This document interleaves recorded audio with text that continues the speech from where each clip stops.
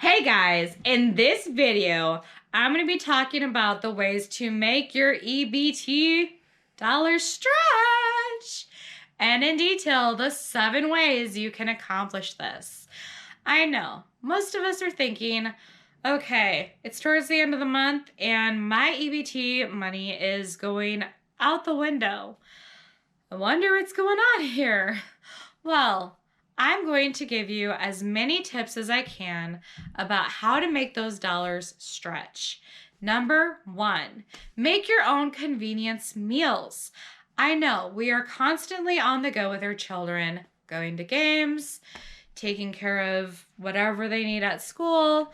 We're doing our own education. We've got a lot going on.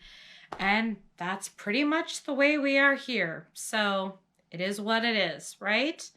But if you take time to prep your meals ahead, then you can actually have a better price, healthier meals for your family, and you can actually see how much farther it goes. So if you make your own convenience meals, you can actually chop vegetables up ahead of time. You can also get a big pork loin, pretty decent size, and instead of using that in just one meal for whatever fancy thing you want to make it for, you can actually chop it up yourself into your own pork chops and bits and pieces to put into an actual stir fry, or maybe tacos, or whatever you want to do with it. So the same can happen with your vegetables, right? You can go ahead and chop up broccoli, peppers, cauliflower, and throw them into whatever dishes you desire. And not to mention, you can have them in Ziploc bags to let your family enjoy as a snack throughout the day. And it'll be a much healthier way to snack. So this brings us to another idea that I came up with, is make your own Lunchables. So I've done this before in the past, and I have several days where I'm just tired. I've done school all day, taking care of the kids all day, and we're out and about to do whatever errands we have to do. And the kids are like, yeah, Mom, we're hungry. So I would go to, Dollar General, take out my EBT card, and pretty much get some Lunchables. And my son eats at least 2, maybe 3. So we're already talking between $3 to $6 for one person. And then my daughter generally just eats 1. Unless she's going through a growth spurt, she'll surprisingly eat 2. But most of them kind of go in her car seat. But shh, don't tell her that I told you so. All right, so anyways, I will go to Aldi's and I will get some actual wheat crackers, which is healthier. And I will get some individually wrapped cheese, like the sliced kind of cheese that you put on sandwiches. And then I'll get some lunch meat. And I found if you break it down into the amount that they actually consume, you can get it for a much better price, and it's healthier. Now, they might complain about the fact they don't have a nice little treat in there, but they'll be fine, and it's healthier, so whatevs. All right, next on the list is number 2, shop the sales. Make sure you shop the sales to save as much EBT money as possible, because, this is basically how we would be if we weren't on EBT and we have a certain budget for groceries. It's the same thing. So we have the certain amount that we need that lasts us the entire month. So we need to plan as effectively as possible. And shopping sales is an amazing way to do that. It can even help us with the next month possibly, depending on what type of deals are out there. Another way to shop the sales is basically to use coupons. You can use coupons with EBT as well. In fact, in my opinion, I think it's smart. I do it all the time. I think it's awesome. Now, granted, I don't live in an area where we can do extreme couponing, which is awesome. And man, that would just be awesome for me. They don't let us get by with that where I'm at. But if they do where you're at, hey, even more power to you, because that would be great. But either way, no matter where you live, it is bound to save you some money. Another thing you can do with shopping the sales are there are certain apps that you can take a picture of your receipt with, and they'll actually redeem that for you. Now, some of them will actually work even if you pay with EBT, and I think some of them won't. So you'll have to just kind of play around and see. But either way, you're actually able to save as much money as possible that way. This brings us to number 3. Know your stores. Each location is going to be a little bit different, but here's a nice little example to give you that is more personal to me. So I have Aldi's where I'm at, and I love their selection because I can get pretty much $200 worth of groceries for about 80 some dollars. And I get most of my bulk stuff at Aldi's.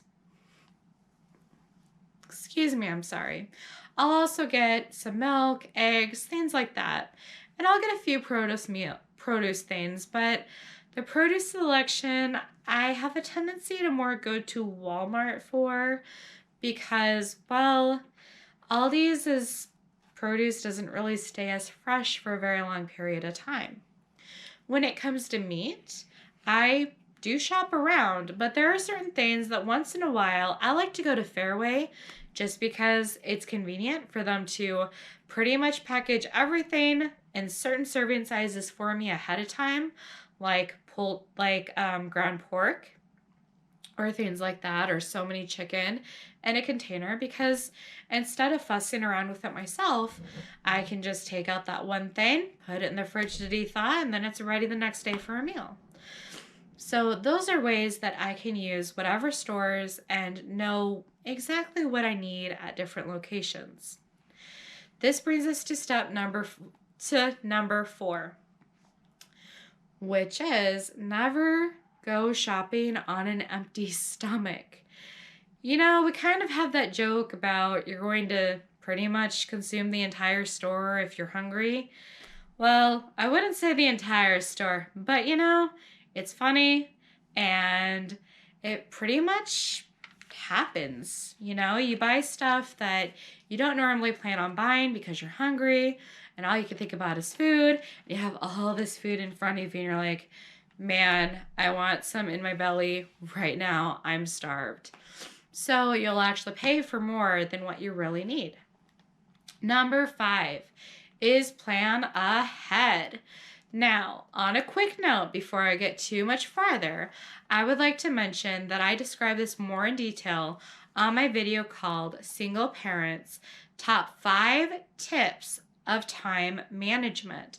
And I go more in detail about ways that you can save time on pretty much meals and everything throughout your day, and it all coordinates with each other. So if you haven't seen that video yet, I recommend that you definitely see that because there are so many great ideas and tips that I have put in there for you. Now, I will briefly tell you that when I'm talking about planning ahead, I'm talking make sure you write a shopping list ahead of time so you know exactly what you want. Plan all your meals ahead of time.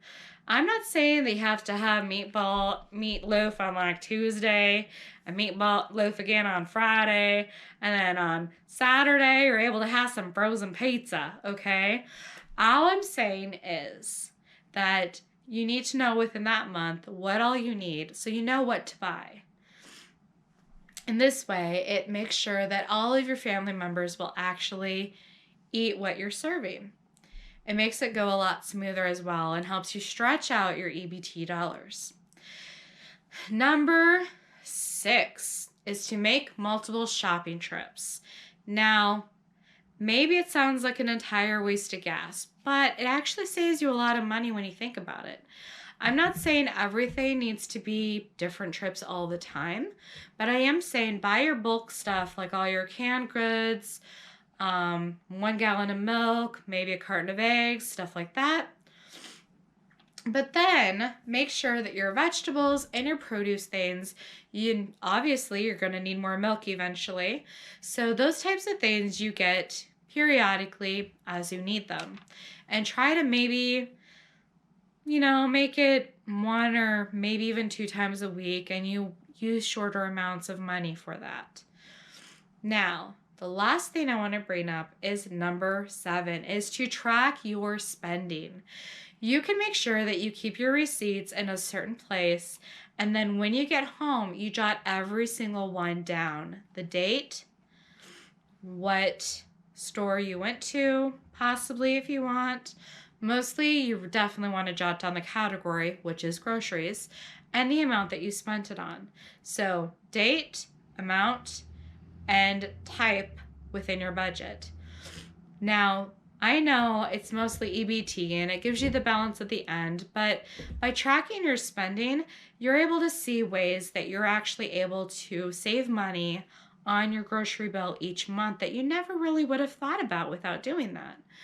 Now, I don't care if you just write it down in a notebook, maybe you want to get super fancy and use Excel on your computer, I don't know, but I mean, however you want to do it, it's a really great way to make sure that you track your spending.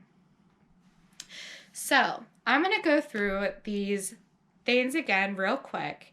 But before I go through this review, I would like to let you guys know that my next video is going to be ways to educate your children early. So I'm going to be talking about ways to educate your toddlers and different things you can do throughout their growth to help educate them and help be full participants in that. So let's go back and review now, shall we?